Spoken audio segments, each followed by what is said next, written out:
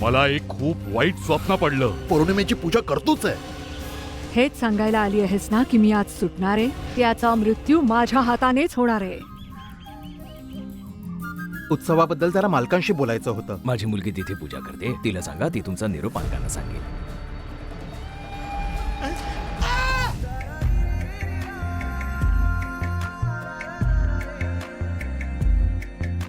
मालक,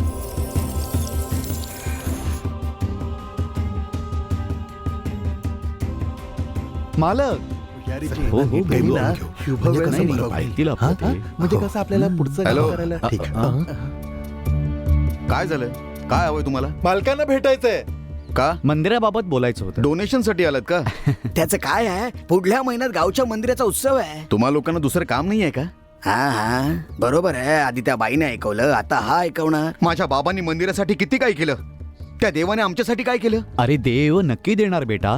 अशा खूप गोष्टी ऐकल्यात आम्ही. चला निघा इकडून आता. अरे बेटा, आमचं जरा ऐकून तरी घे. मी एवढं बोललो अरे तरी नाही, तुम्ही ऐक, अजून तिथेच उभे नाही, आहात. तसं चला नाही. निघा. अरुण, अरे घरी आलेल्या पाहुण्यांशी कोणी असं वागतं का? देवाचं नाव घेऊन इथे कोणी यायचं नाही, सांगा यांना. ठीक आहे, काही हरकत नाही, तू आज जा.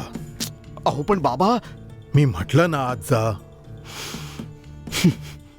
यांच्यावर आमच्या बोलण्याचा काहीच परिणाम होत नाही. बायकोला गमावल्याच्या दुःखात तुम्हाला काही बाई बोलून गेला, त्याचं बोलणं मनावर घेऊ नका. या.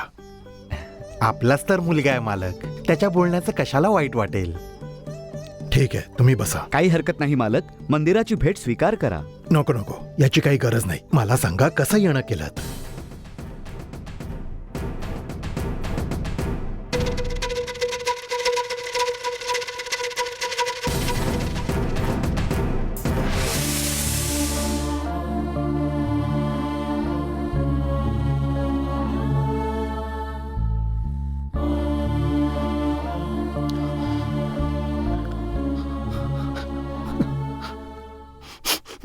हो हो, तो रथ जुना झालाय. त्याबाबत मागल्या वर्षीच बोलणं झालं होतं. हो हो. मला सांगा, नवीन रथ बनवायला किती खर्च येईल? मालक, साधारण 20 लाख रुपये असं लागतील. होय. हा. सगळे पैसे मीच देऊन टाकतो. चालेल, मालक. नवीन रथ बनवायला चालेल, घ्या. ठीक आहे मालक. मी म्हटलं होतं ना, मालक सगळं सांभाळून घेतील म्हणून. रथासाठी 20 लाख रुपये? मालक, सगळे पैसे तुम्हीच देणार का? काय फक्त तुम्हीच जाऊन तिथे पूजा करणार आहात आणि बाकीची लोक काय फक्त प्रसादाला हे येणार? बघ, तू चहा घेऊन आलीस, आता आज जा बघू. तू कशाला यात पडतेस? हा हा, असं बोलू नका. हा, भलेही हिचं कुटुंब पिढ्यानपिढ्या आमच्या सेवेत होतं आणि आहे, पण गंगा आमच्या घरातली नोकर नाहीये. ही तर आम्हाला मुलीसारखी आहे. हिला प्रश्न विचारण्याचा पूर्ण अधिकार आहे. असं बोला मालक. बेटा, हे बघ, हा मंदिराचा प्रश्न आहे. सगळं काही तो वरचाच आपल्याला देतो, मग त्याच्याच कामी खर्च करायला कशाला विचार करायचा? जा आत जा. तेच तर. माझं कुठे ऐकता ना तुम्ही? जे करायचंय करा. झालं ना आता तुमचं काम? तिच्या बोलण्याचं वाईट वाटून घेऊ नका. ओमकार, हा मालक. चेक तयार करा. बरं ठीक आहे. खूप आनंद झाला मालक. आम्ही उत्सवाची पत्रिका पण छापली. ही पहा. तुम्ही सगळं सांभाळून घ्याल याच आशेने आम्ही तुम्हाला न विचारताच तुमचा फोटोही छापला. तुम्ही नक्की या मालक. हा, आता हे काय नवीन? माझा फोटो का टाकला? रीतीनुसार जे मंदिरासाठी करायचं असतं ते करा.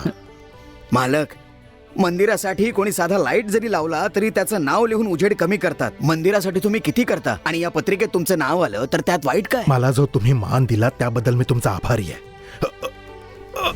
अरे मालक, मालक, काय झालं? अहो, काय झालं? पाणी द्या ना. मालक, बरे आहात तुम्ही? मालक, ठीक आहे आता तुम्ही?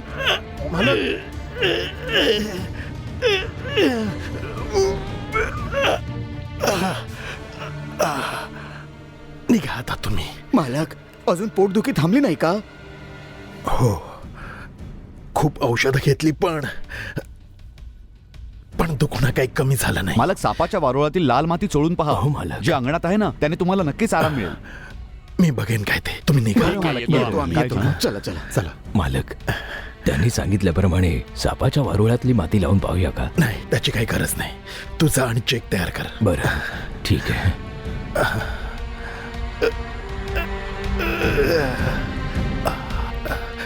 ऐक.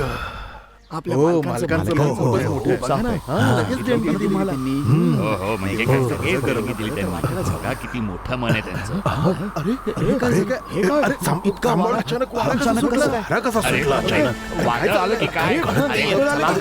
अरे बापरे, काय चाललंय? सगळ्या हे बघ सगळ्या पत्रिका सगळे उडाल्या. उडाले. अरे देवा, काय कळत नाहीये.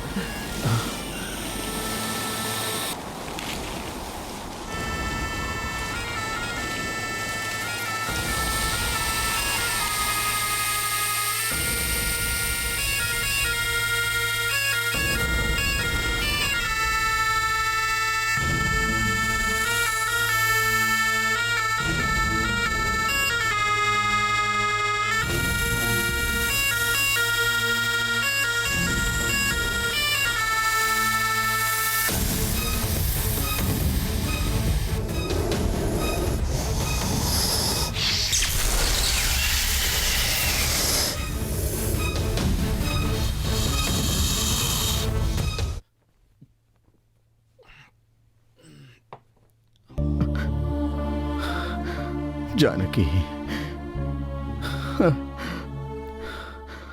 जानकी जानकी हे काय छोटे मालक, आजही या अवस्थेत चला झोपा पटकन. सोडा मला, सोडा.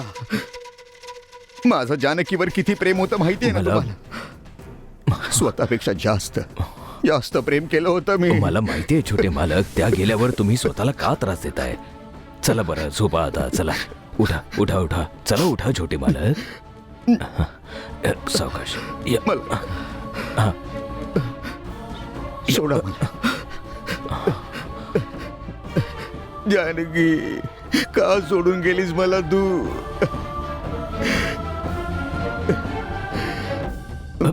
सावराब सोडा, या. सोडा. सांभाळ. या. का गेलीस जोडून माझ्या?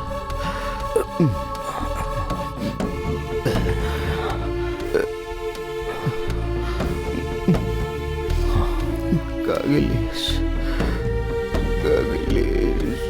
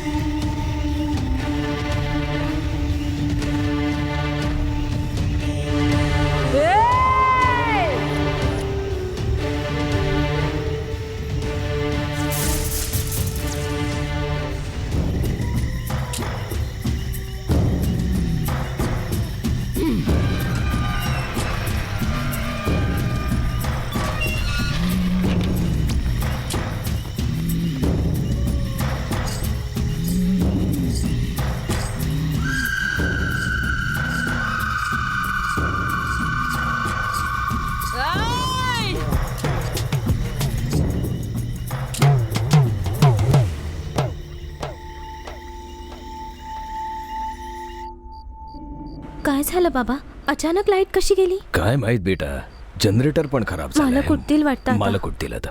सगळ्या रूम मध्ये ठेवून दे जा. ठीक आहे बाबा, बरं. तुम्ही जनरेटर चालू करा. हो हो घे.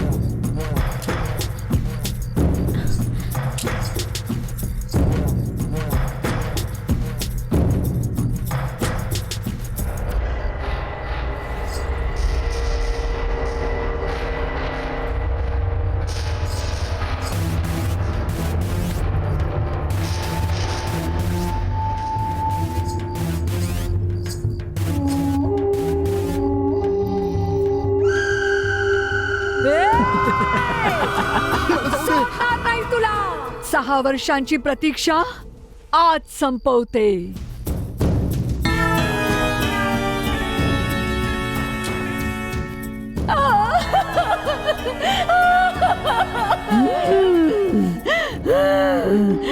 आज सोडणार नाही तुला.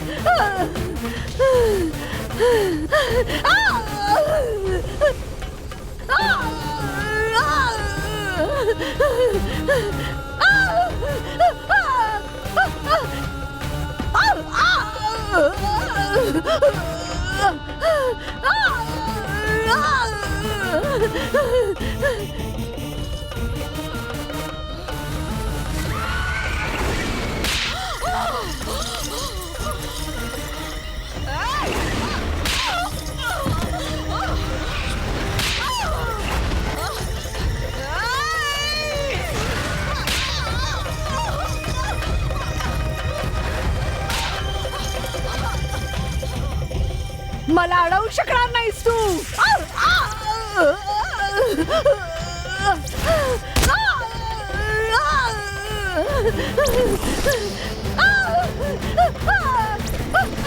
सोड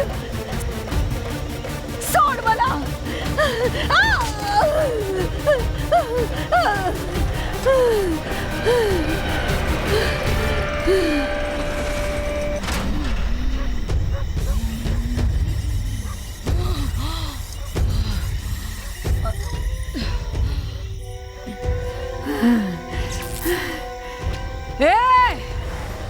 स्वतःच्या रक्षणासाठी राखणदार ठेवण्याचा शहाणपणा केलायस. पाहूया मी जिंकते की तुझा राखणदार.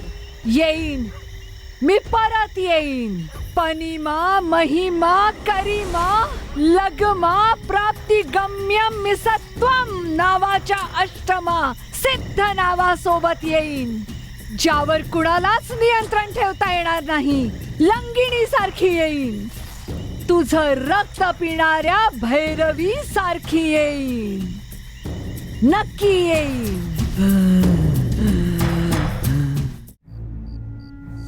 अरे बापरे. छोटे मालक, छोटे मालक, काय झालं? छोटे मालक उठा ना. बाबा, बाबा जरा इकडे या ना. बाबा.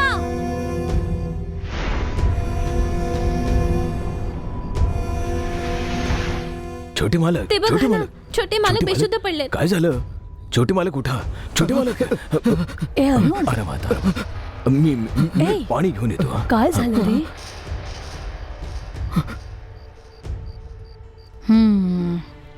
काय झालं मला? काय झालं? तुम्ही सगळे माझ्या खोलीत काय करताय? तुम्ही झोपला नाहीत का? काय झालंय तरी काय तुला? हा, काहीतरी झालंय मला, पण काय झालंय? छोटे मालक, तुम्ही बेशुद्ध अवस्थेत बेडवर पडला होतात आणि ते बघून मी खूप घाबरले. कोणीतरी माझा गळा दाबत होतं. तू होतीस का आता त्यावेळी तिथे? दारू कमी पित जा असं म्हटलं तरी तू ऐकतोस का आमचं? ओव्हर टाइम सारखा दारूच्या नशेत असतोस. मग कसं करणार? असं काही नाहीये आत्या. हे बघ अरुण, तुला जर काही झालं तर आमचं काय होईल रे? अगं ताई सोड, चुकून वागला असेल तो. तुझ्या अतिलाडाचाच परिणाम आहे हा. याच्या अवस्थेला तूच कारणीभूत आहेस. बायकोच्या दुःखात त्याने प्यायला सुरुवात केली तेव्हा तू समजवायला हवं होतंस. तेव्हा तू काही बोलला नाहीस आणि आता दारूची सवय काय सुटत नाही, त्याच नशेत बुडालेला असतो.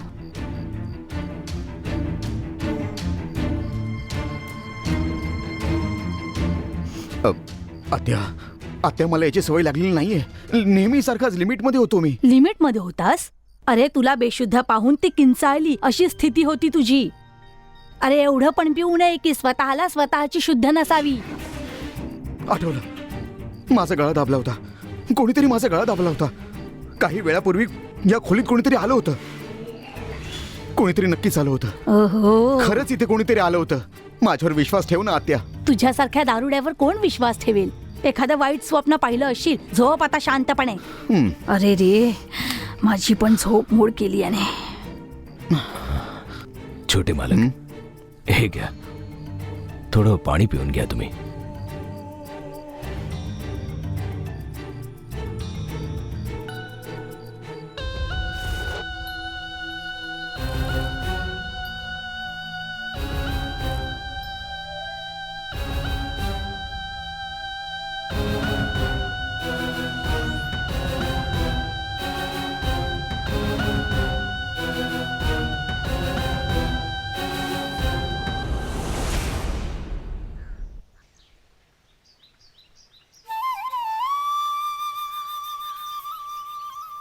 मालकांची पोटदुखी कमी होण्यासाठी ही लाल माती पाहिजे नागम्मा.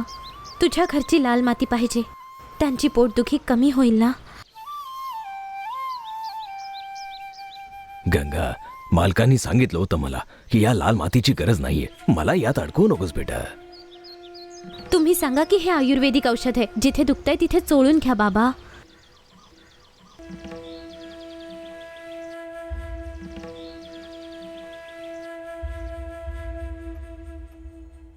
ए ओंकार, हं? इकडे ये. हे काय आहे? मालकांच्या पोटात दुखत असताना त्यांना बरं वाटावं म्हणून आयुर्वेदिक औषध पाठवले गंगाने. आता तू पण एक वैद्यच झालायस ना. बिचारा माझा भाऊ. जा जा. मालक, तुमच्या पोटदुखीवर गंगाने एक औषध पाठवले. अच्छा, आयुर्वेदिक औषध का? चला तेही लावून पाहतो. आज तुम्ही नक्की बरं वाटेल तुम्हाला. ऐक, मी लावून देतो. हा, ओंकार, मी कितीतरी औषधं घेतली, इंजेक्शन घेतली, पण त्याने काही फरक पडला नाही. मग या औषधाने काय चमत्कार होणार आहे का? मालक, औषधापेक्षा ते घेताना आपण जो विश्वास ठेवतो ना, त्याने बरं वाटतं. खरं तर तुम्ही काळजी करू नका.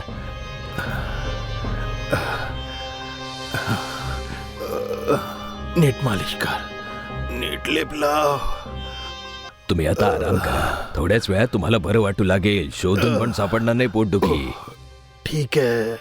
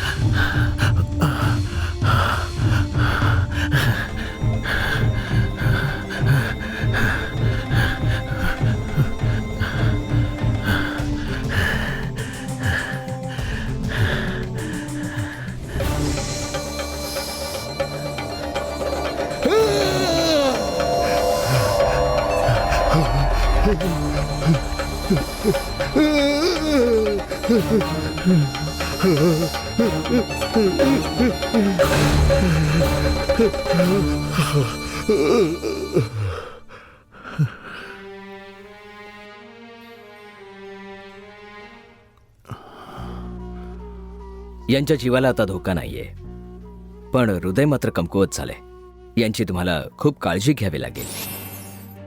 डॉक्टर, मला माझ्या जीवाची जराही पर्वा नाही. कधीही मृत्यू येऊ, मी त्यासाठी अगदी तयार आहे. मला फक्त एकच काळजी, आणि ती म्हणजे माझा मुलगा अरुणचा संसार पाहायचा आहे. त्याला सहचार्याने मिळाल्याशिवाय त्याला एकटं सोडून मी जाईन की काय, हीच चिंता मला सारखी सतावत असते. त्याला पाहून कोणाला तरी वाटेल का की हा कोट्यावधी संपत्तीचा मालक आहे म्हणून? पाहावं तेव्हा त्याचा चेहरा नेहमी उदासच दिसतो, पण मला अजिबात कळत नाहीये की त्याने त्याची बायको कमावली आहे. अशा वेळी मी त्याच्या लग्नाचा विषय कसा काढू? अजूनपर्यंत तरी मी त्याच्याशी या विषयावर बोललो नाही. पण जेव्हा माझ्याच आयुष्याची काही शाश्वती राहिली नाही, तेव्हा मला असं वाटतं की त्याने लग्न करावं, जेणेकरून मला सुखाने मरण येईल. त्याला लग्नासाठी तयार करावं लागेल. तुम्ही स्वतःची काळजी घ्या, मी येतो आता.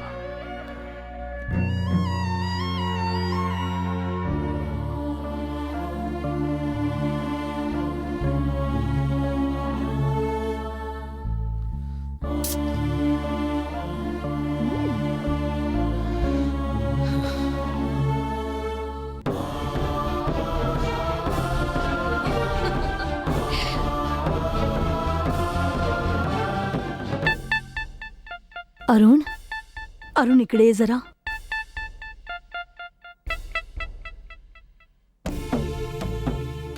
तुला माहितीये घरात काय चाललंय ते? माहित आहे आत्या. मला कळत नाही काय बोलू, म्हणून मी आत आलो. जानकीला जाऊन आता 6 वर्ष झाली आहेत रे अरुण. तिच्या आठवणीत किती दिवस राहशील? यावेळी तुला तुझ्या बाबांचं ऐकावंच लागेल. ऐकशील ना तू त्यांचं? मी जानकीला विसरू शकत नाही आत्या. हे सगळं आता तुझ्या मनावर अवलंबून आहे. ज्याच्यावर तू लक्ष केंद्रित करशील तेच तुझ्या मनात राहील. मन दुसरीकडे वळवलंस तर सगळं ठीक होईल बाळा. मी जानकीशी प्रतारणा अजिबात नाही करू शकत.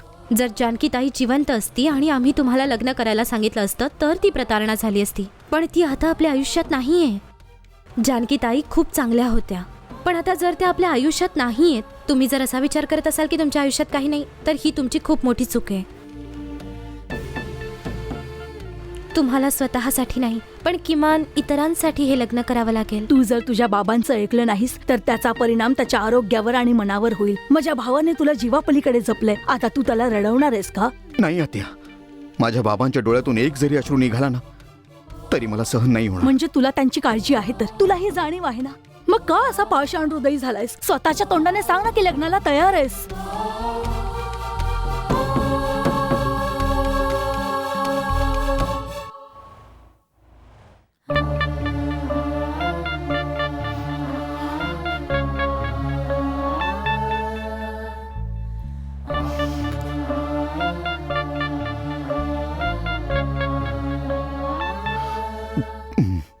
ठीक आहे आत्या. चल, ही आनंदाची गोष्ट तूच तुझ्या बाबांना सांग. ही गोष्ट ऐकून त्यांना खूप आनंद होईल. चल ये ना बाळा.